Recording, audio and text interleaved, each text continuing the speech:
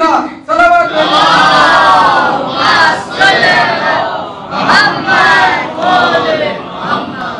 लिहाजा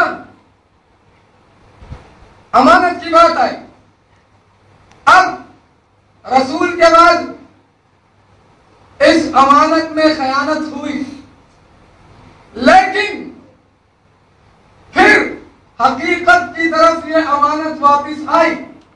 मौला कायनात ने 4.5 साल हुकूमत की। अब एक जुमला बात आ गई है, तो फ्रांस के किसी साइंटिस्ट ने आदम से लेकर आज तक जितने भी हुक्मरान गुजरे हैं उनकी तारीख का मुताला किया। समझना चाहता हूं, उनकी तारीख का मुताला किया, मौला कायनात की हुकूमत को भी पढ़ा। जब मुताला कर